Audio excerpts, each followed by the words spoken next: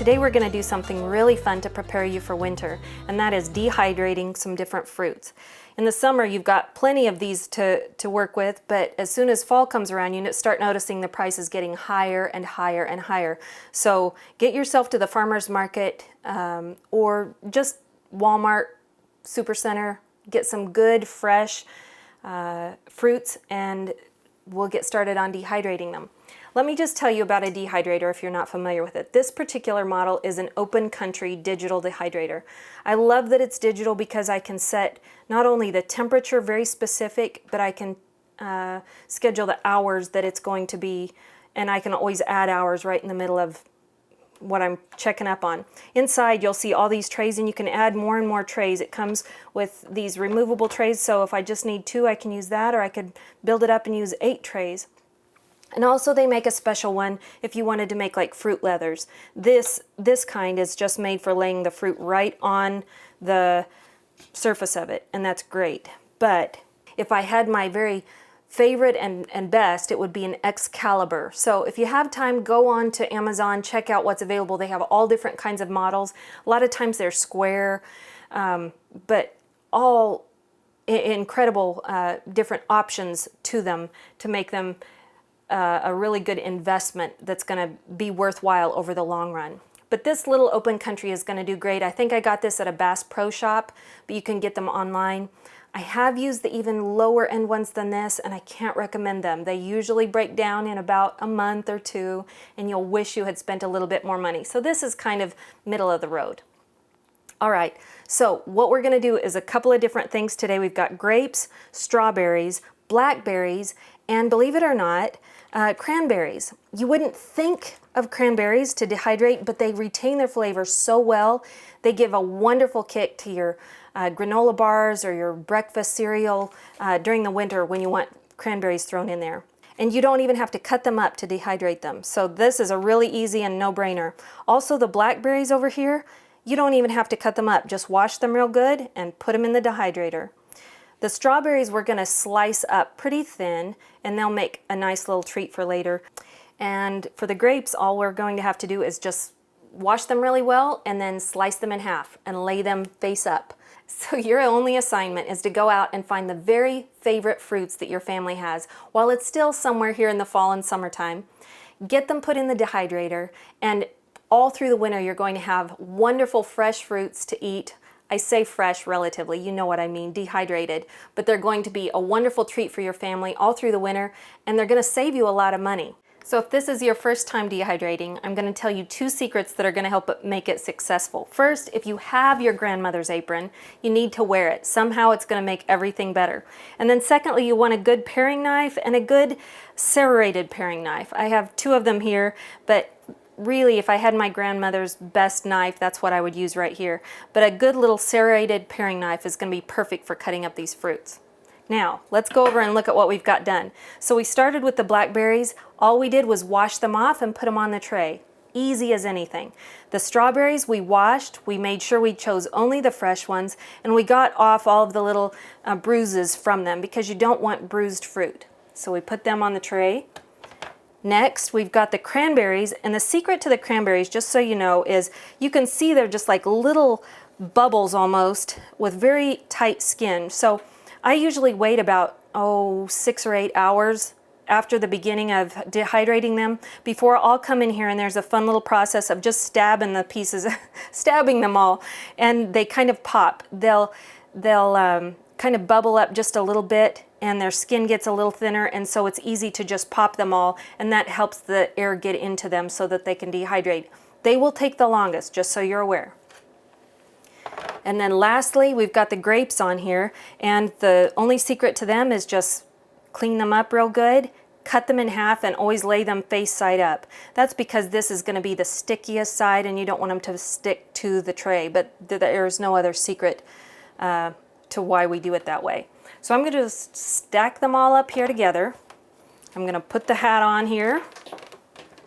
And again, this is a digital dehydrator, so let me show you what that's going to look like. The ideal temperature for fruits is going to be about 135 to 145. So first I'm going to let me just go to temperature. I'm going to set this at 145. There we go. And then I'm going to set the time. And I'm going to start with about 12 hours. Literally, it'll probably take almost 2 days. So don't get disheartened if it's a whole day and you don't see a lot of results. But I usually give it 12 hours to start, and then I check on everything. And if you know that that's going to fall in the middle of the night, go ahead and set it for 15 hours. There's no harm in doing that, and you can't over dehydrate them. That's kind of the nice thing. It'll just keep circulating that great air around them. And I'm going to hit start. Do you hear the hum of it? And now I'll show you what they look like. With some I've already done and have ready, so I want to show you the finished product. All right, so what we've got here is the finished product of some of the wonderful things that have come out of this very dehydrator. Over here, the first one that I just love is blueberries, and they're a little bit like little rocks. You just don't pick them up and eat them for a snack, but they're fantastic in pemmican, which you'll see in a different video of how to make pemmican. They're also great for granola bars and things like that. Then over here we've got blackberries. These are actually wild blackberries, so they're pretty tiny when they come out.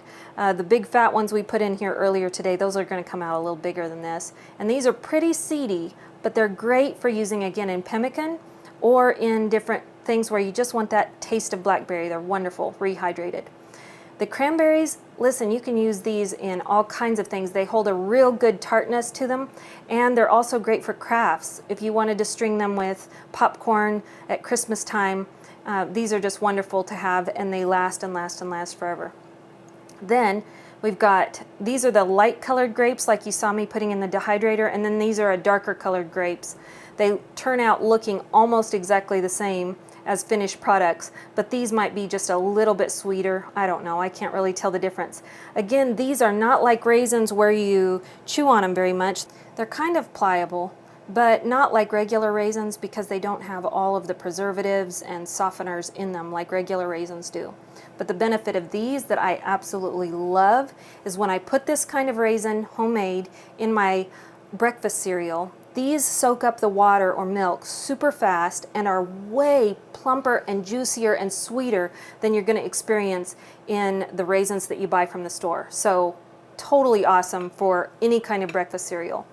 Then you've got the dehydrated strawberries, and these are just fun if you are in the middle of winter and you are really craving like strawberry shortcake. Every now and then you'll get a hankering for that, and you can get out some hardtack and rehydrate it, or just make some good biscuits. Hopefully you'll just make some good biscuits and put these with them. Rehydrated, this is going to be delicious halfway through the winter. So next, let me just show you how we are going to preserve these in a jar now. So once you've got everything dehydrated, the last step you're going to need to know about is how to store that. And so anytime I have an extra jar, this is from some leftover jam from the store, clean it real well. If it has a metal lid, I usually keep those jars, but not the rest. You're going to want to only put one kind of berry in each jar, and this one I've got filled up with some of the light colored grapes that I have going, another batch of them growing in there. I'm going to fill this all the way up. Here I've just got it halfway full, but then this is the secret that's going to keep them nice for a while. Every time you get a new pair of shoes or a new purse or all kinds of different things, you're going to notice it comes with little silica gel packets that say do not eat. They come in all kinds of different versions, and these are just a few. So what this is going to do is soak out any additional moisture that's left in those dehydrated berries. So I throw the berries in. I throw a couple of silica gel packets. It doesn't matter. The more the better, I think, because it's going to suck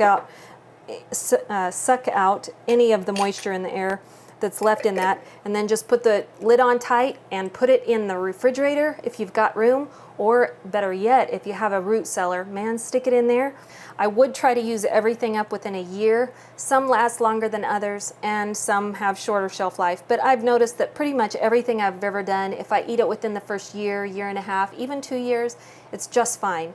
You go much longer than that and you're going to lose some of the quality of the nutrients. So it makes sense to go ahead and try and use it up within that first year. I just want to encourage you, give this a shot. You're not going to ruin anything. You can only learn from this. So share this video with anybody that you know that wants to get started dehydrating, and comment below. Let us know what you're doing or what your favorite thing is to dehydrate and how you use it, because this is a really fun conversation for all of us to participate in.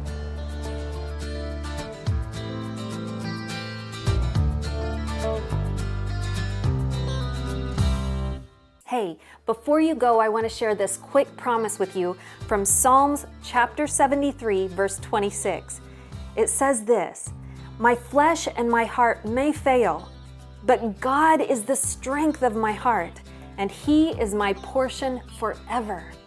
Now go spread the word.